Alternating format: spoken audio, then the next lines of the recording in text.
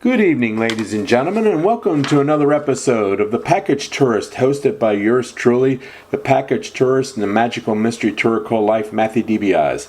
Tonight's guest is author and historian Priscilla Rall. Priscilla lives in Maryland and has served as a board member of the Frederick Military Museum of the 20th Century since September 2022. She has also been a demonstrator and lecturer on open hearth cooking since 2010. Priscilla, welcome to the show. It's an honor and privilege to have you here. I'd like to start off by asking you, would you please tell our listeners about what is the mission of the Frederick Military Museum of the 20th Century? Well, that's very interesting because you really have to come up with a mission before you do anything. I live near Frederick, Maryland, and of course with Antietam Battlefield and Gettysburg, Pennsylvania being nearby, there's a lot of emphasis on the Civil War. But I realized after I'd interviewed so many veterans from the World War I, World War II, Korea, Vietnam, and et cetera, that there really wasn't anything that honored them. And I just thought that I owed it to the men and women who'd opened their hearts to me and told their stories to honor them and to educate visitors to their sacrifices and also to the implications and the effects of these conflicts. And I think that, that's really and allow people to do research and learn more about individuals. Okay. Priscilla, please tell our listeners, where exactly is the museum located in Frederick, Maryland? Can you give us an address and how to get there? Oh, I wish I could, but we have not yet been able to pin down a location. As you can imagine, it's raising money and getting grants, and so we're in the midst of doing that. We did have an office at the Veterans Services Center for 6 months, and we will be having an office at the Frederick Armory. But as far as an actual location for the entire museum, we do not have that tied down yet. We're still trying to raise money, and as you can imagine, it's not easy. But we will be in downtown Frederick, so it will be able to be walked. People can walk there from all the wonderful things that go on in Frederick, Maryland. Please tell our listeners you need to raise money. Please tell our listeners, how can they help provide money to help make this museum a reality? How can people help? Well, I have a website, and I didn't have any idea how to do a website. I mean, I'm 74, okay? So what did I do? I went to my granddaughter, and I said, I need help. Grandma needs help. So she put together a website. So the website, I think, is the Frederick Military Museum, something. I don't know. I can't even. That's how ignorant I am about technology. But if you Google it, you will be able to find it. Okay. That I know because that's how I find it. So but we're looking for people to just get memberships, and all veterans will be get their entrance free. There will be no charge at all for any veterans, military veterans. And so we'll have memberships which start when our museum opens for individuals, for families, for businesses, and we're looking for 20 foundation members who would donate $1,000 a piece, and they would get a brick inscribed with the name of the veteran who they would like to have honored that way. So we're sending out mailings, and we've had a lot of wonderful response from citizens, from businesses, and so we're just going to keep at it until we have enough to, rent is not cheap in Frederick, as you can imagine. So yes. Anything, if there is a lot of information there on our website, thanks to my 12-year-old granddaughter. Tell me, does your planned museum, do you have a collection of physical artifacts that will eventually be displayed once you have an actual building? Absolutely. We have a tremendous collection. And just to give you an idea, one of the men that I interviewed who was in the Navy, he was at the Philippine Islands at the end of World War II. He donated to me a bow and arrow that was from the Negrito tribe, which is a tribe of indigenous people in the Philippine Islands, and they're very small, and this bow and arrow is very small, and the 3 arrowheads are all handmade, and he told me to be really careful. He said they're dipped in poison. Ooh, ouch. Yeah, so I was very careful. But, we have a lot of uniforms, but we have a lot of things that for every conflict that people have donated, that we've been able to acquire through funds. And we're going to have an area where children can try on uniforms and have their pictures taken in front of a background. And so this museum is going to be for the whole family. It's not just, for adults. And the thing that I want to make sure I don't forget to say is that the museum is going to be built around the voices of the veterans. Because we have almost 300 interviews of veterans, military veterans from the 20th century. We're going to have at each separate exhibit numerous buttons that you can push and actually hear the veteran describe what they experienced at each conflict or each battle. Like, we have 5, I interviewed 5 who came ashore on D-Day in Normandy. Wow. 5, and so, there's not going to be a lot of text. I'm also a retired art teacher, so we're going to have a lot of beautiful, colorful visuals, and also with the voices of the veterans. I just want the veterans to be able to speak and tell their own story in their own words.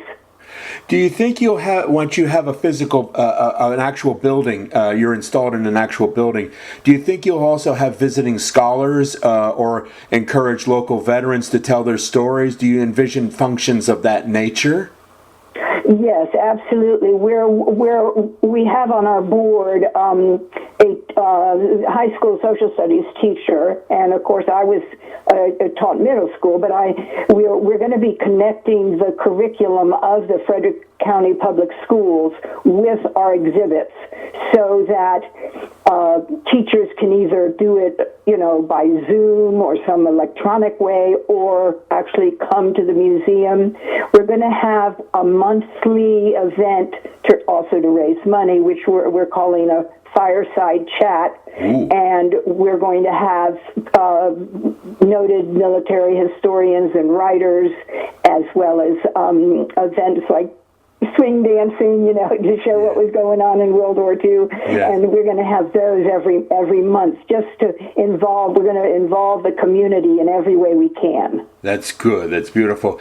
Let's talk now about, can you please tell our listeners about the Frederick County Veterans History Project? Because apparently you've been involved with that for like 20 years. Can you tell our listeners about that? Yes.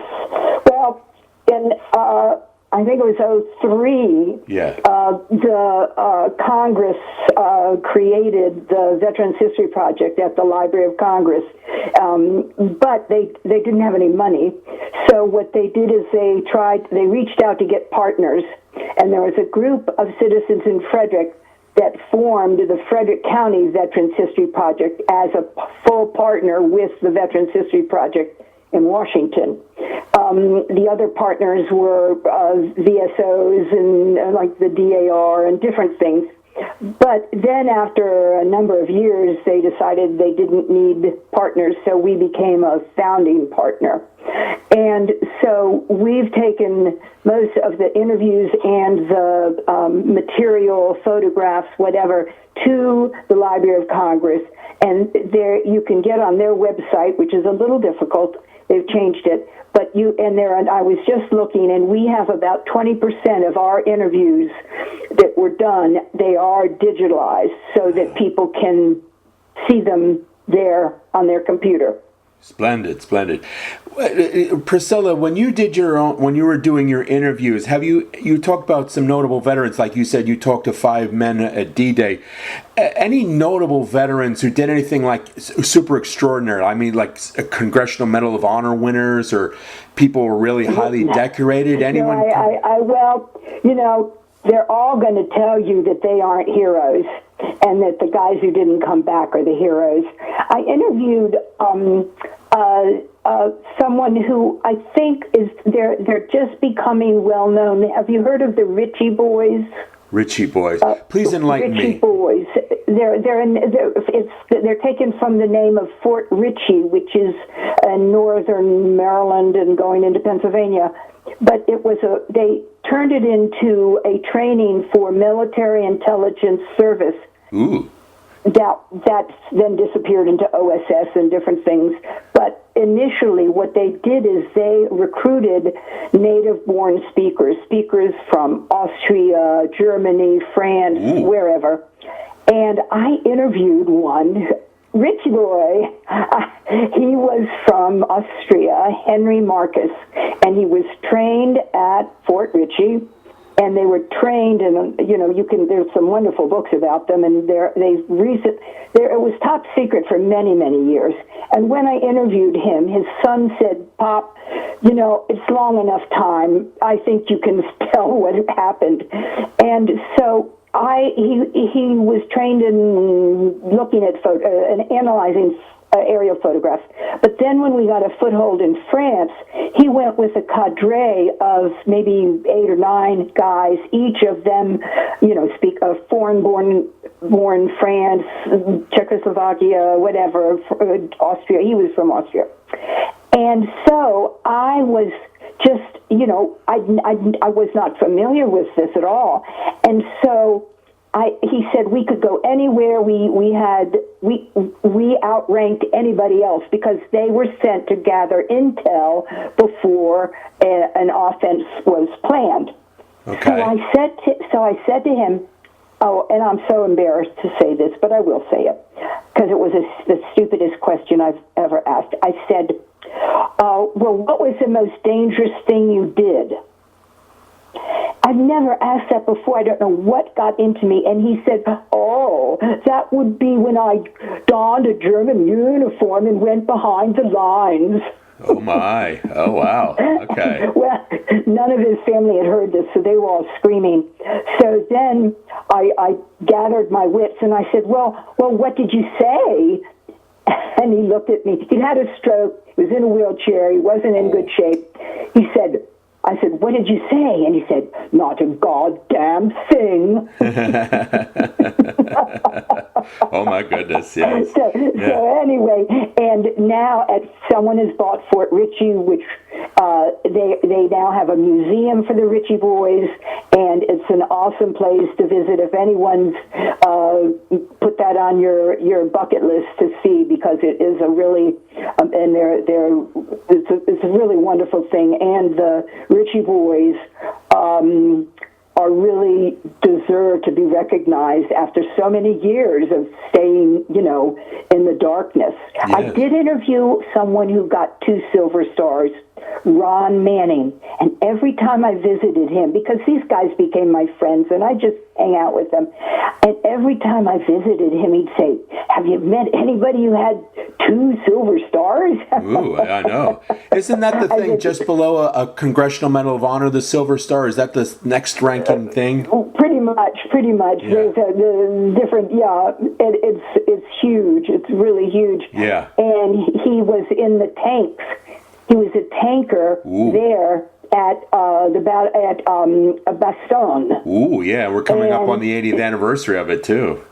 Well, he was with the 3rd Armored with George Patton, and he said, Patton turned around and went back to try to, help. Okay, so Ron said, We were in our summer uniforms, but he didn't give a damn. He would have sent us there. We were naked. Yeah, yeah.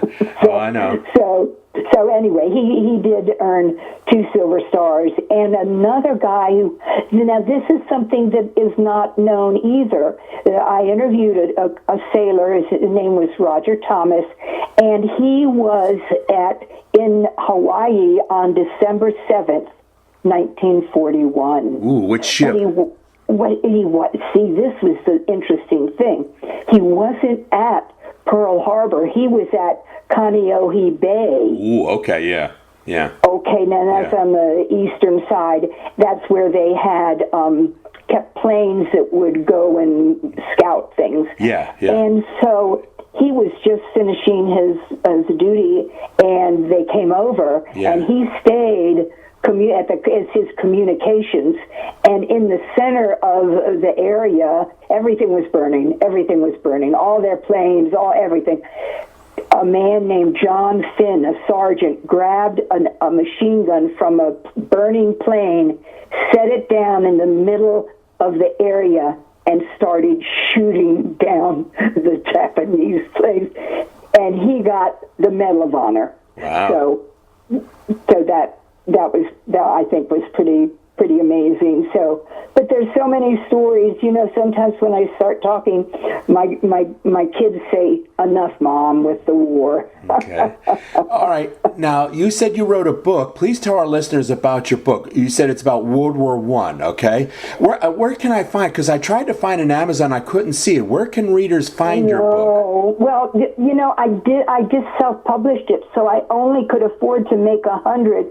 My idea was not to make money on it, but my idea was to be able to really donate it to VSOs and to historical societies. What happened was I was interviewing a neighbor of mine, Bill Baker, who was in World War II in the supply. And when I finished, I knew him for 25 years. And he said, and I asked him, did any of your family serve? I always ask them that. And he said, yeah, my father did. My father served in World War I. I said, oh, really? He said, yeah, he was with us. He drove a truck in a supply unit. Ooh. And he had a diary. Ooh. So, of course, I went nuts. But we couldn't find the diary, and Bill passed away several years later, and his son did find the diary, and they allowed me to transcribe it. And so my book is the World War I Diary of PFC Wilbur Baker, From the Farm to the Front. And it's a long title, with a local to global chronology plus stories of Maryland's military men and women. But anybody can email me, PriscillaRall@gmail.com, and it costs $34 to print, but I sell it, get this, for $38. Yeah. He described every single day. Every single day he was overseas. So then I started doing biographies of the men that he mentioned. And then I did biographies of men who had lost their lives in the service. And then I did biographies of all the African-American men from Frederick County who served. Ooh. And I also did because my father was a doctor, he served and he was in the Army right after World War II. So I wrote up a lot of the doctors and nurses. And then it's like potato chips, I wrote about the animals, the horses, the dogs, the carrier pigeons. Yeah. And so there's a lot of things in something, I don't know, have you heard of the Gold Star Mothers Pilgrimage? Well, I've heard about Gold Star Mothers, but not about the pilgrimage, ma'am. No. Well, this is what I hadn't either. Of course I knew about Gold Star Mothers, but no, after the war, the government decided that they would send free of charge any widow or mother of a fallen serviceman who was buried in France. They would send them on an ocean liner free of charge for 2 weeks.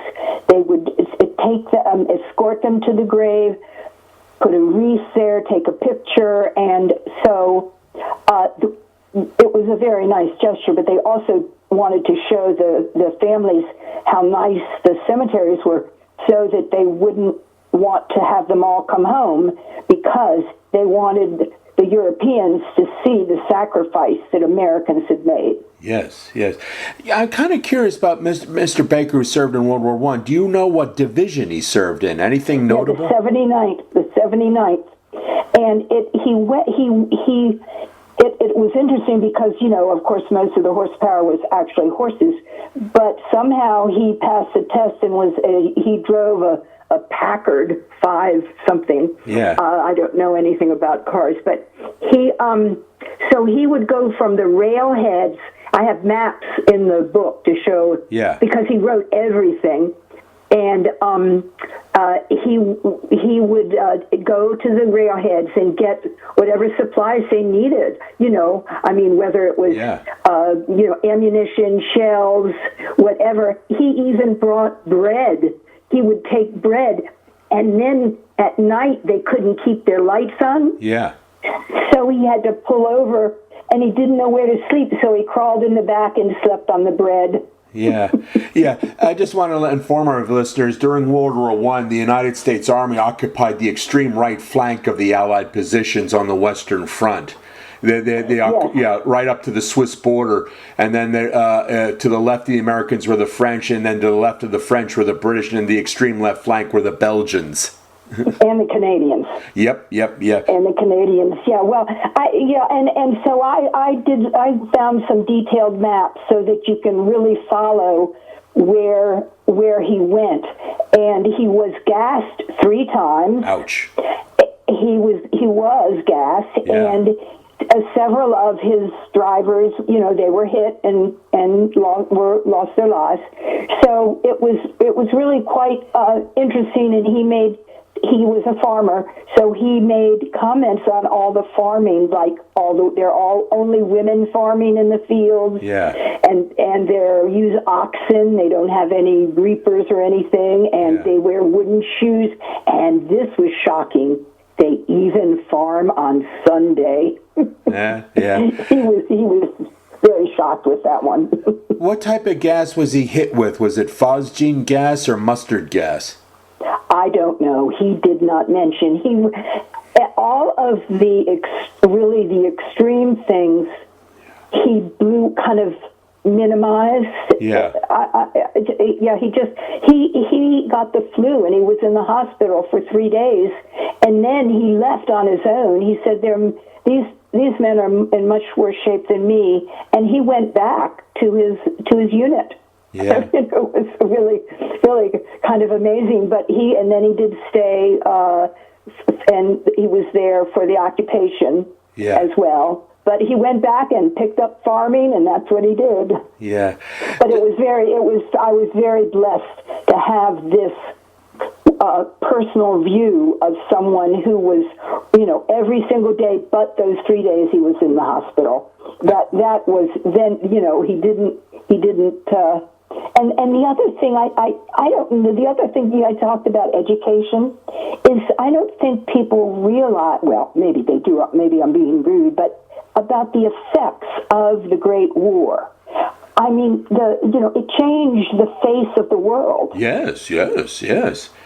It just completely changed it, and all these empires, the Austrian-Hungarian and the German, all these empires were just disappeared, and their borders, they lost land.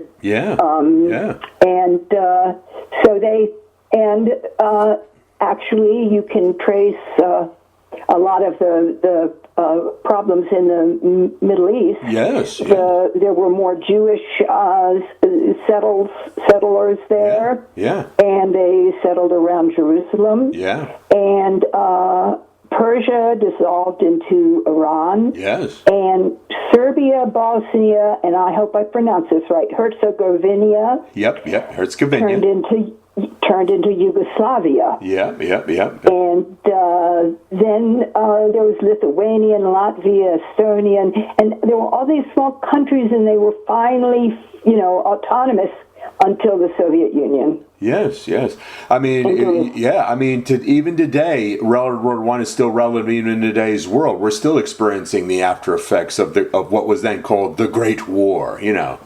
It was. I mean, really, and I think that's why you might say, well, it's ancient history, but you can really, as you said, you can trace a lot of issues in this country, and like the horrible Bosnian war. Yes, you know, I taught a student whose father was killed there as a general. You know, and so you know that's when the strongman Tito, when he was gone, it all separated into those original small countries. Yeah, fragmentation. Yes, absolutely. You know, Slovenia, you know, Macedonia, Montenegro, you know, Bosnia, Herzegovina, Serbia, and so on and so forth. Croatia, you know. Well, and I one time I was regaling. I have 4 grandsons, and I was telling them all these wonderful stories that I've heard, and I stopped and I said, "Wait a minute, aren't you learning this in school?" Now, and they went to Frederick County Public Schools. Yeah. I taught in Washington County. And they said, "Oh, no, Grandma. All we know about the wars is what you tell us."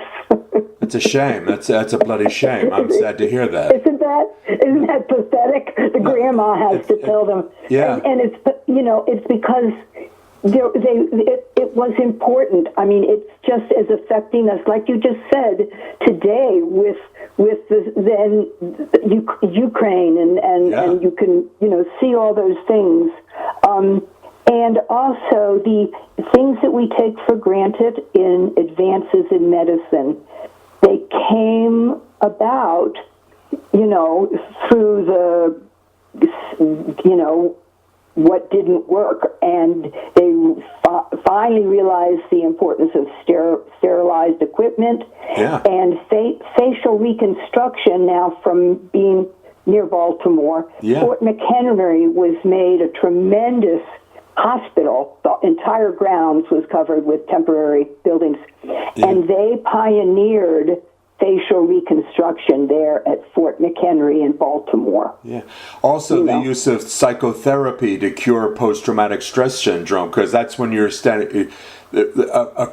being cognizant what they call then shell shock. Now we call it PTSD, you know, and all of that. Shell shock, and then combat fatigue. You know, World War II, they called it combat fatigue. But and it's been such a slowly evolving thing, but the helmet design, which is much, and tanks. And you know who pushed the idea of tanks? One of my heroes, Churchill. You know, this first use of tanks, you know. The first use of tanks, and George Patton was the United States first tank officer. So, you know, you have these men, George Marshall and Eisenhower, and men who were involved in World War I, who then came to World War II with experience. Yeah, maybe I want to come down and visit you all, maybe talk to some kids about World War I, you know, talking about that, you know. Huh? Well, I have gone to, I've gone to adult groups, DAR and retired teachers and different things talking about World War I. And I also, as you mentioned in the introduction, that I've been very interested in open hearth cooking.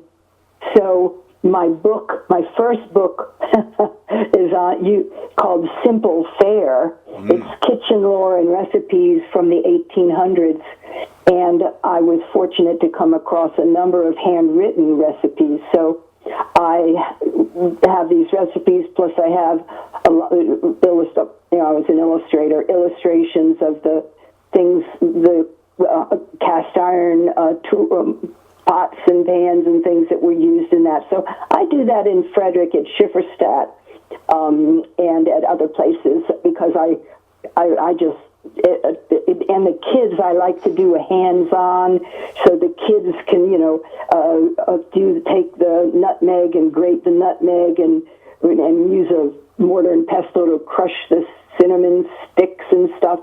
So I don't do a whole lot of cooking, but I enjoy teaching kids about the past. Yeah. Priscilla, with the museum, getting back to the military museum, it's not just World War I and World War II. Do you also discuss Korea and Vietnam and, of course, the Afghani, the Persian Gulf Wars, and also, yeah. Yeah, we are going to, when we were first coming up with the name, we said, the 20th century, but the Gulf Wars and extended from the 1990s into the 21st century. So I think we're going to be having a exhibit that will show what the world countries look like at the turn of the century. Yeah. And there's a very complex thing what started World War I. Yeah. And then also we're going to have, I think I'm really excited about this, an exhibit on the home front in World War II, because, the whole country was involved, from saving fats and wheatless Mondays, and the women, this was a real push for women, actually in World War I as well, really, to get in the workforce and to prove that they could do the jobs. And so we're going to have a lot of not just focusing on the conflicts. This isn't going to be like blood and guts. If you want blood and guts, go see Saving Private Ryan, Yeah. That's good enough. But so we really want to have more of the human toll, the human experiences of these. And I've interviewed a number of Korean War veterans, one who was there at the Chosin Reservoir. Oh, dear. Yes, he was actually a medic, so he was stationed at Hagaru, and he helped fly out 4,000 wounded Marines and soldiers, and then he didn't fly out. He had to fight his way back down. I don't know how many miles it was. Oh, it was a long march. It was a bloody long march, yeah. It was a bloody long march. You're absolutely right. And I was honored to meet Colonel Faith, the Task Force Faith, his daughter, at the Marine Corps Museum when they dedicated a monument to Sergeant Reckless. Yeah. And I think he's an unsung hero for sure. Okay. So, Priscilla, Yes. I want to thank you so much for appearing on the show. And if you ever I'm come, having such a good time. Yeah. And Did if I you talk too much? No. I mean, if you ever come out with a new book and if you publish it and all that, I'd love to have you on again. Okay. Well, I am going to have one. Can I quick tell you? Okay, go ahead. One of the guys I interviewed, who was a motor mech on a Higgins boat at D-Day Normandy, D-Day South of France, and Okinawa, he acquired 9 rolls of negative film taken by a German soldier in a horse-drawn supply unit. Wow. And I have almost finished the book. It's all we don't know who he is yet. We're still working on that. But all the photographs are described by primary source, meaning from books and of the people who were there. Wow. So, and he ended up with Guderian at trying to get into Moscow from the south at Tula, and that was the end of his.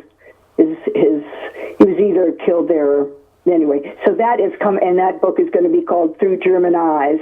Wow. Geez. And I'm working on that. And I have another diary from a guy who was from Point of Rocks in Maryland, who was with the Army Air Corps. Colin Kelly Jr., he was in the crew. Colin Kelly Jr. was shot down. Most of the crew bailed out. And this guy, Willard Money, was in Mindanao and did not surrender. And he became a Philippine. He started fighting with the Philippine guerrillas and survived the war. And I have his first year diary. Wow. Okay. So anyway, so I'm working, but I need a publisher who would love to publish my books. Or you can self-publish. Yeah. If you know any, let me know. If you can also self-publish through KDP, because that's what I use. What's that? Kindle Digital Publishing via Amazon. I've done it for my last 3 books. It's devastatingly simple. Oh, I always hate to hear people say that it's simple. Oh, no, it is. It can be. The only thing I need to do is someone to design my book covers, but other than that, I can take care of it all by myself, Wow, that's awesome. Yeah. Well, I have to talk to you later about that, but I really appreciate you putting me on your podcast, and I hope that your viewers haven't fallen asleep listening to me. Okay. Well, thank you very much, Priscilla, okay? Okay, keep in touch. Okay, bye-bye. Okay, bye-bye. Yep. Stay tuned, ladies and gentlemen, for my next show where I'll be interviewing hockey author Benoit Cleroux. Thank you and good night.